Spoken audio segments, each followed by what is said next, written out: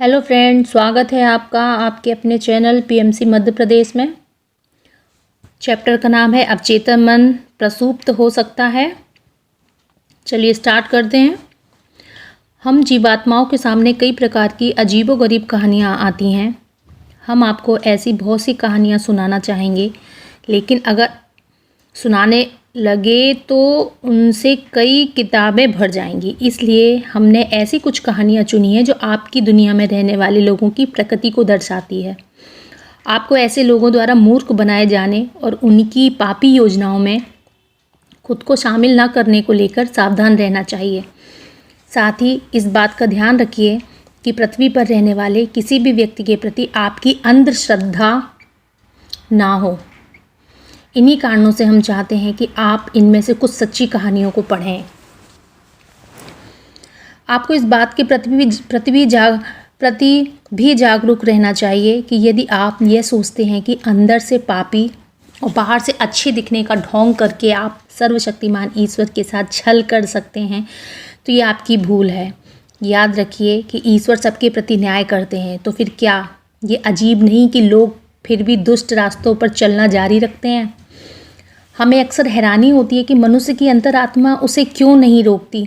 हम देखते हैं बहुत से दुष्ट लोग बड़े बड़े दुष्कर्म करते हैं, दुनिया को ये भरोसा दिलाते हैं कि वे बिल्कुल निर्दोष हैं। उनकी अंतरात्मा पर किसी बात का असर नहीं पड़ता। आपको ज़रूर हैरानी होती होगी कि ऐसा होता किस तरह है। हम समझाते हैं। जब आप मासूम बच्चे होते हैं तब आपकी अंतरात्मा अवचेतन मन आपको मार्गदर्शन देने के लिए पूरी तरह स्वतंत्र होता है। जब आप बुरे प्रभावों के कारण अथवा किसी बुरी व्यक्ति के द्वारा सिखाए जाने पर गलत कर्मों में लिप्त होने लगते हैं, तब आपका अवचेतन मन कठोर होकर निष्क्रिय होने लगता है, मौन पड़ जाता है, निंद्रा में चला जाता है अथवा सुप्त हो जाता है। आपका अवचेतन मन कभी भी आपको बुरी चीज़ें करने की अनुमति नहीं देता, लेकिन आपके अवचेतन मन का अनुसरण करने या उसकी बात सुनने से इनकार कर देता है और आपके अवचेतन मन का अनुसरण करने या उसकी बात सुनने से इनकार कर देता है और आप दुष्ट रास्तों पर बढ़ते रहते हैं। आपका अवचेतन मन इसे सहन नहीं कर पाता और इसलिए ये सुप्त हो जाता है और आपके बुरे कर्मों अथवा बुरी आदतों में दखल नहीं देता। मान लीजिए आप छठे या सातवें जैसे किसी उच्चतर लोक में हैं, तो आपका अवचेतन मन कभी भी आपको एक सीमा के आगे गलत करने नहीं देगा। जो ही आप एक सीमा से बाहर जाने लगते हैं, ये आपको इसकी जानकारी देता है और यदि आप इसका कहा नहीं सुनते, अर्थात यदि आप खुद में सुधार नहीं लाते, तो अवचेतन मन सर्वशक्तिमान ईश्वर से आपको जीवात्मा जगत में लौटने की अनुमति के लिए विनती करता है। छठे और सातवें लोक की आत्माएं कभी भी पहले, दूसरे या तीसरे लोक में नहीं जाती। इसका अर्थ है कि वे एक सीमा तक ही गलत कर सकती हैं, उससे आगे कभी नहीं। छठे अथवा सातवें लोकों की आत्माओं के अवचेतन मन सतर्क होते हैं, जिससे वे कभी भी यथाक्रम चौथे अथवा पांचवें लोक से नीचे नहीं जा सकती। छठे लोक में पैदा हुई आत्मा केवल चौथे लोक तक ही नीचे आ सकती है और सातवें लोक की आत्मा गिरकर केवल पांचवें लोक तक आ जा सकती है, परंतु पांचवें अथवा उससे नीचे के लोकों की आत्माओं के लिए ये बहुत ही अधिक जोखिम भरा होता है, क्योंकि वे पृथ्वी पर अपने एक ही जन्म में गिरकर प्रथम लोक तक जा सकती हैं।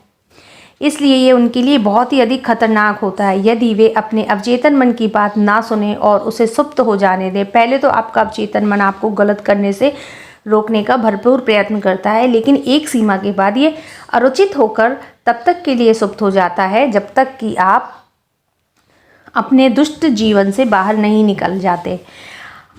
जब अगली बार कोई कुछ गलत करे तो इस पर यह कहकर हैरान होने की कोई बात नहीं कि क्या उसके पास अंतरात्मा नहीं है। आपको जवाब मालूम होगा कि उस व्यक्ति का अवचेतन मन सोया हुआ है या निष्क्रिय है। मैं इसे फिर से कहूँगा, पांचवें अथवा उससे नीचे के लोगों की आत्माओं की ये समस्या है। ये समस्या ऐसी है कि आपके जीवन के सैकड़ों वर्षों तक बर्बाद कर सकती है और आपको भयानक कष्टों का सामना करना पड़ सकता है। क्या ये अच्छा नहीं होगा कि आप अपनी अंतरात्मा के खिलाफ ही ना जाएं?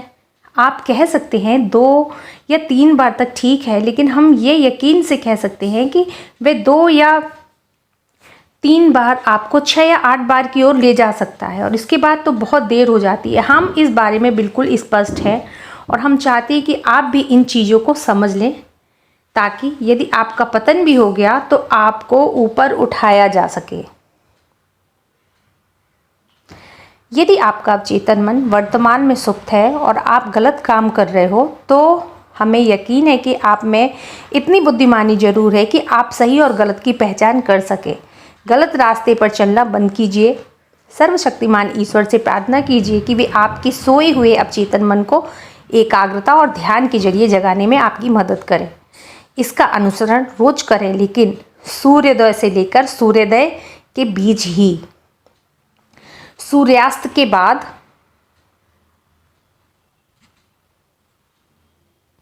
ना करें।